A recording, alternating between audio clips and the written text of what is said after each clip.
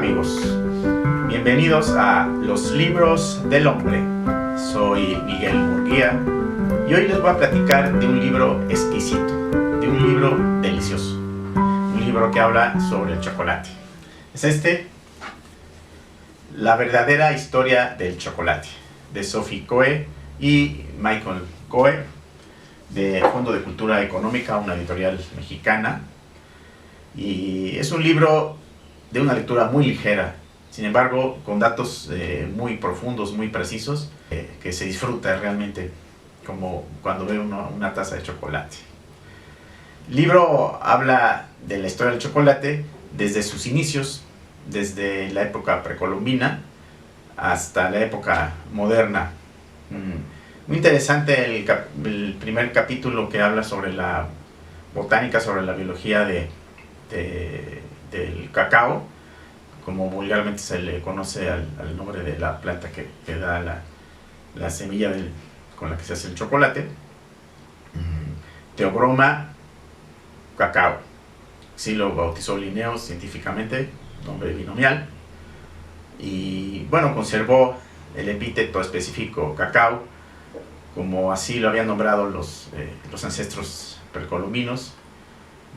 Se conoce que hace miles de años la planta surgió en América del Sur, se extendió hasta América, Mesoamérica, y bueno, pues las culturas olmecas cultivaron esta planta, la planta del cacao, en la región del Soconusco, Chiapas, actual estado de Chiapas, y lo heredaron también a la cultura maya. Muy interesante la parte que escribe la relación de la civilización maya con el cacao. Por ejemplo, nos habla que se tienen indicios o pruebas del uso del cacao en la civilización maya por varias razones. Una es que bien, los entierros de los nobles mayas pues eran muy lujosos, se enterraba al noble junto con alfarería que se hacía específicamente para el entierro. Entonces estas vasijas tienen unos grabados, unos jeroglíficos, unos textos que los mayistas han podido descifrar en finales del siglo pasado, y nos platica cómo es esta escritura. Pero vaya, el chiste es que en esas vasijas está escrito el jeroglífico del cacao. Y además también se han encontrado jarras que contienen, se ha demostrado que tienen restos de teobromina, la sustancia que caracteriza a una de las sustancias que contiene el cacao. Es un libro multifacético, un libro que habla sobre la historia del cacao, del chocolate, pero que paralelamente nos va llevando por la historia de la humanidad, ¿no? Desde la época precolombina, la época de la colonia, la Europa de la Ilustración, hasta la época moderna. Respecto al jeroglífico del cacao, muy interesante, nos explican los autores cómo la escritura maya era silábica, o sea, cada jeroglífico corresponde a un sonido que es normalmente la primera sílaba de la palabra que representa. Por ejemplo, un pez, el jeroglífico del pez puede significar la sílaba K, puesto que en maya se pronuncia K o Kai, pez. Entonces el jeroglífico del pez es la sílaba K, y una aleta también puede simbolizar al pez porque también está representando la sílaba K. Entonces el jeroglífico, uno de los jeroglíficos del cacao es la aleta del pez, el pez, y luego, bueno, cacao, y la O del cacao es un sufijo que se le añade, ¿no? Entonces, muy interesante también cómo nos explica cómo es la escritura maya. Bueno, de hecho, los autores mencionan que la cultura maya es una cultura del libro, le llaman un pueblo del libro, y que seguramente habrían tenido miles y miles de libros escritos con ese lenguaje, pero que desafortunadamente pues se perdieron, siglo IX, ¿no? y bueno, muchos de los que se pudieron conservar, pues, en la conquista, ¿no? fueron quemados, desafortunadamente. Ustedes pueden investigar en la web, hay mucha documentación sobre la escritura maya, muy interesante, alfasilábica, nos recuerda mucho a la escritura del Devanagari, el alfasilabario usado por la lengua hindi de la India, o el sánscrito, ¿no? Nos recuerda mucho eso, sobre todo que tienen unos símbolos que significan la sílaba y tienen sus sufijos, prefijos, en fin, es muy interesante el sistema de escritura maya. Y de la parte botánica, bueno, ya vimos que el nombre científico Theobroma cacao, pero nos explica cómo el género puede tener hasta 20 especies, pero que la especie de Theobroma cacao básicamente tiene dos variedades que se cultivan. Una le llaman la variedad criolla y la otra la forastera. La criolla es precisamente la que se cultiva, o la que originalmente se cultiva en Mesoamérica, y la forastera la que es de origen sudamericano. Y bueno, pues resulta que actualmente nos explica eso para saber todo el proceso histórico del cacao, no solamente del proceso industrial, sino de las plantaciones, como la variedad criolla es mucho más sabrosa, pero mucho menos fácil de producir, mientras que la variedad forastera es la que proviene de Sudamérica, pues es más fácil de producir, pero no tiene tanto sabor. Entonces se hace una mezcla de ambas en las plantaciones para hacer el chocolate, bueno, para obtener las semillas del chocolate. Y bueno, también nos platica de experimentos que se han hecho en Trinidad de híbridos. También nos platica del proceso de cómo se produce el chocolate al inicio del libro, porque es muy importante, porque después a lo largo del libro va explicando cómo este proceso se ha ido modificando o se ha ido precisando, aunque el proceso básico, dice, no ha cambiado por milenios, ¿no?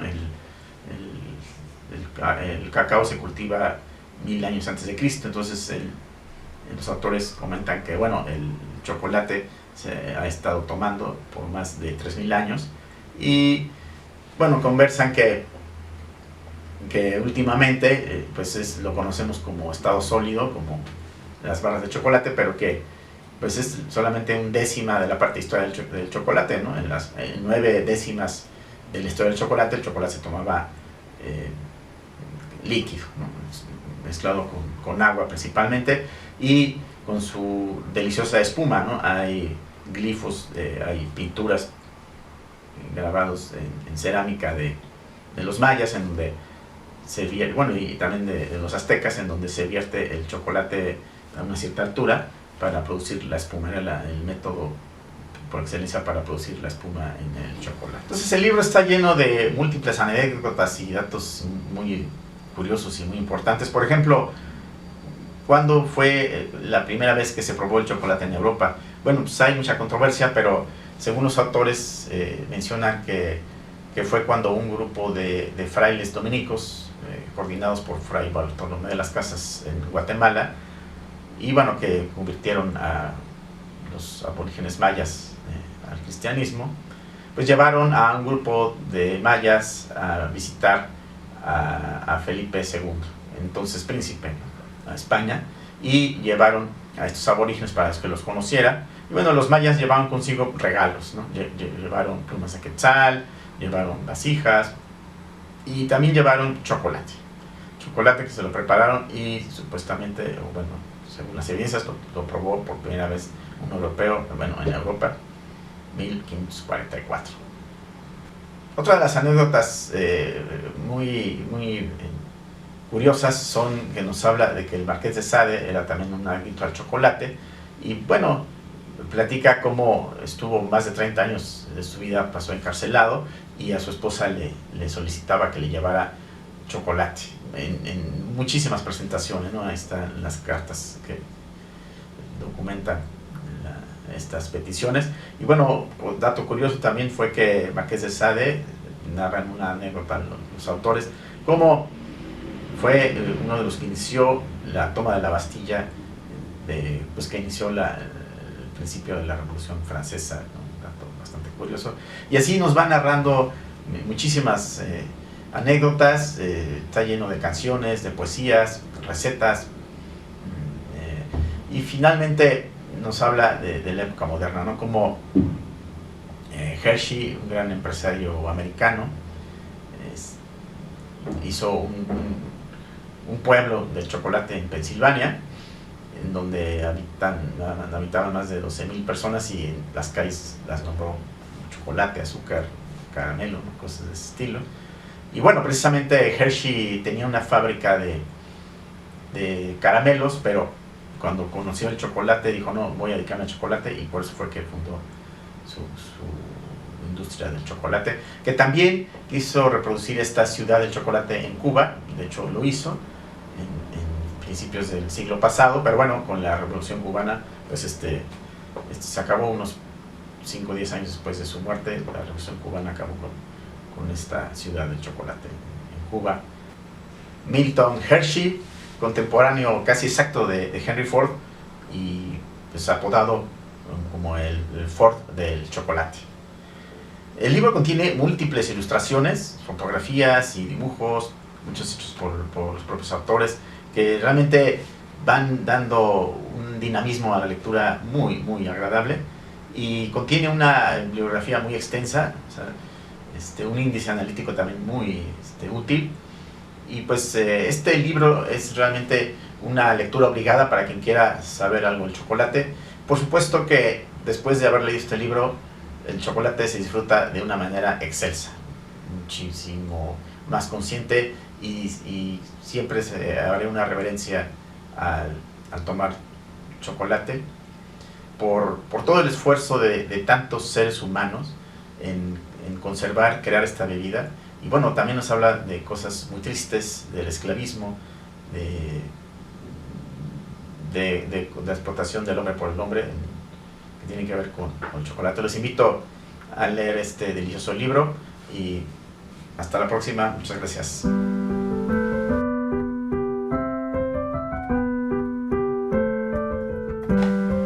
Los autores. Bueno, sorprendente saber que Sophie Coe fue hija ni nada más ni nada menos que de Theodosius Dobzhansky, el gran evolucionista que todo biólogo conoce. Michael y Sophie se conocieron en los años 50. El arqueólogo, Mayista, ella una antropóloga culinaria.